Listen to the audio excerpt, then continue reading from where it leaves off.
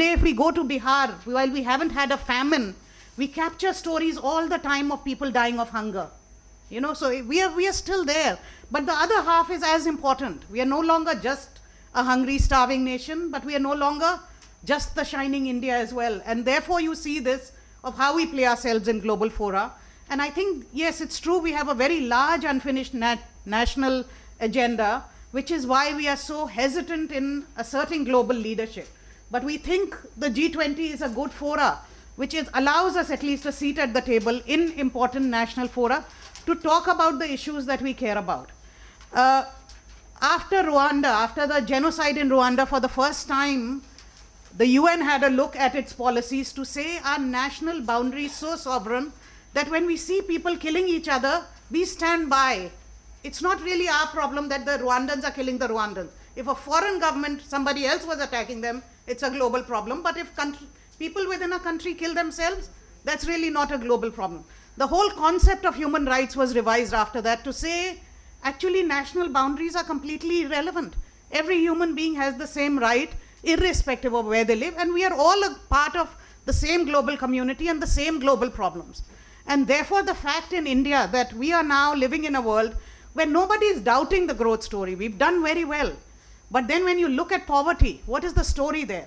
Yes, we've made some progress, and one can quibble about numbers, but I think everybody, including the government, Kaushik Basu gave a lecture last week at the Institute for Dalit Studies, he's the government's main economic advisor, saying poverty reduction has been too slow in India. We are pulling out 1% of our people out of poverty every year.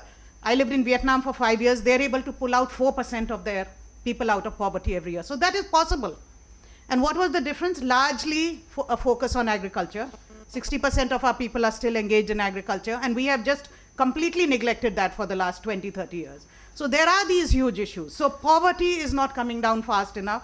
Inequality, the issue that you put, is not only a problem in India. We are now in the same league with very rapid rises in inequality, with the two Indias pulling further and further apart, in the same league as South Africa and Brazil. These are the two most unequal countries in the world, and India has joined that league. So are there things that we need to discuss at a global level? And who is getting left behind? We have a particular problem in India that is, I would say, not unique to us, but certainly the size of it is unique to us. The social discrimination and the fragmentation on the basis of caste, on the basis of religion, on the basis of the tribal people. If you look at what is happening in Chhattisgarh, Orissa, Jharkhand, a complete absence of the state in terms of delivering anything to anybody. And gender. You know, we are still killing girl babies, and the female feticide rate is the lowest it has ever been in 60 years. You look at this challenge of social problems. So certainly, do we have a social agenda? Yes. In India, we have a social agenda. What is the government doing about it? The title of the 12th five-year plan is high growth, sustainable growth, and inclusive growth. I would say that none of those three can be achieved within the boundaries of India alone. High growth, we've just heard about. You know, the G20 came into being at the time of the financial crisis. While we are not as integrated into the world economy, because we're still a relatively smaller proportion of global GDP, global trade, global investment, and so on, we are a part of it, and we did get affected. Certain parts of India got badly affected. Growth itself will need to have those strong linkages, that strong coordination that you were talking about. Secondly, on sustainability. I mean, I went to Copenhagen, and it was really the first time that I was participating in a meeting of that kind, and the failure of global leadership to come up, to look beyond their national boundaries and to tackle a problem of that magnitude on climate change was just amazing. Nobody really was looking to see how to solve this problem. One can hide behind facts and statistics, but by now I think there's a pretty strong consensus that we are heading for a world where we are not going to be able to keep global warming to 2 degrees above baseline temperatures, and if we go in for 3 or 4 degrees, India is one of the most vulnerable countries, given our geography and the melting of the glaciers and the people living along the coastlines. And the poor people who derive their livelihoods from natural resources are amongst the most vulnerable. So we need to now be a leader. We need to now stop saying, okay, somebody created the problem and they have to fix it. We are part of that problem. At least let's do whatever we can within our national boundaries while we are struggling for a fair and just deal overseas. If we start taking some actions within the country to help our own poor people, instead of, at that time at least, the environment minister saying, poor people have been adapting for centuries and they'll continue to adapt. They don't need government assistance. I think the government has changed its stance slightly on that. But, you know, if we take leadership within the country, we can then assert leadership overseas as well. And then on inclusive growth, I think what is very, very interesting is that inequality is being talked about as never before. I lived in the US for a long time. Inequality was not really considered a problem. They celebrated. That was the American model, the dream, that if you worked hard and if you were willing to take risks, you got ahead, and they celebrated their rich people. Today we have the Occupy Wall Street movement, that people are saying it's really only 1% of the country benefiting from this kind of growth, and people are fed up with the differences that are emerging. So even in a country, if the heart of capitalism is talking about inequality, the papers, background papers done for the Davos conference, again Davos identified inequality, rising inequality in the world as one of the biggest threats to capitalism or to the whole global financial system. Very new. I mean, they've never talked about inequality before in that kind of a fora. So that is where we are. You know, we are, as you said, inequality is rising within countries. What does that do to our social fabric? And it's rising globally across the world. And it's not easy to tackle. That there are no simple solutions, because you need to look at a whole set of financial and other measures for redistributing wealth, most of which are really missing in India. Wealth taxes, inheritance taxes, and other measures, but also how to get, you know, the bottom moving faster and closer to the top.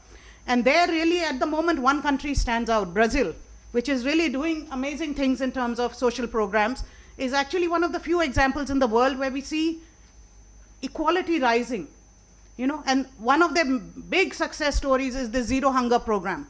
They launched a program where they said we're going to eradicate hunger, and they are actually very, very successful. So if nothing else, there are in the margins of G20, which is still going to be obsessed for a long time with the euro crisis, from which there's going to be no early recovery, other stagnation and so on, the ideas of what kind of world we want to live in. And I was asking Alok earlier, you know, are there seminars and conferences where big ideas can be discussed while things are being negotiated in the formal fora?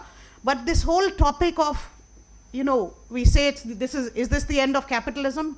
Is this the rise of some other model? India is doing a lot of experimentation. I mean, some we like, some we don't like, but the whole question of the role of the state in India, that is under debate and discussion. I mean, in the 12th five-year plan, you see this kind of thread throughout, saying we haven't been very successful in delivering basic health and basic education. Let's just privatize that. Is that the way we want to go? Is that going to lead to a more equal world? You know, or can we learn from other countries that have actually invested in their health and education systems and have delivered for poor people and have managed more equitable growth? So a lot of this, and what people are saying is the West for a long time to come, there's going to be very slow recovery out of this financial crisis. The Eurozone, it's still not clear whether they're heading for a further crisis or emerging from it or what is going on. But it's going to be long and deep, both the US and the West. And while we have that happening, power is shifting very, very rapidly to the G12, the other non-G8 countries. And we have, therefore, the opportunity, while we're still in a relatively good situation, economically at least, to shape ideas, to define the kind of economic world that we want to live in, to define the role of the state, the model, the new model for financial systems and other systems. And India needs to seize that opportunity. It's not, we can't really say we have such an unfinished national agenda that we have to wait till that is solved. Because that system, what is happening within our boundaries is so intimately linked to the global rules of trade, environment, investment, prices of medicine. I mean, you name it. Agriculture was talked about. We can't fix this within our boundaries. So let's take models, let's learn from others, let's share with others what's working within ideas, let's shape that global discussion. Let's not say first this and that. You know, and we are stepping out, but a little hesitantly. We don't seem to know what it is that we want and what it is we have to sell in terms of good ideas. So we have this fantastic opportunity. We are at the table. Let's use it.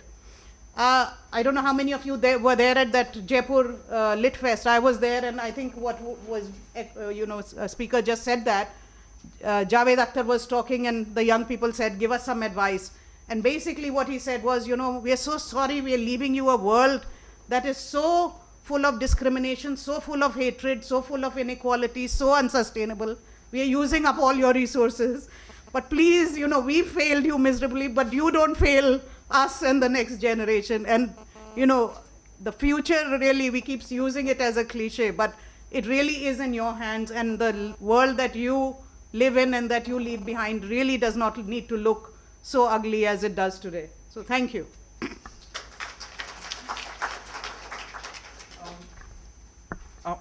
I'm the youth representative, and it is hence quite important that I do put out some amount of optimism, then we can take the questions. I think the fact remains that there is enormous equality. There is no debate on that. But the fact also remains that India is probably the only country in Southeast Asia which might be able to halve its poverty by 2015, the MDGs. Possibly, the latest UN report said that.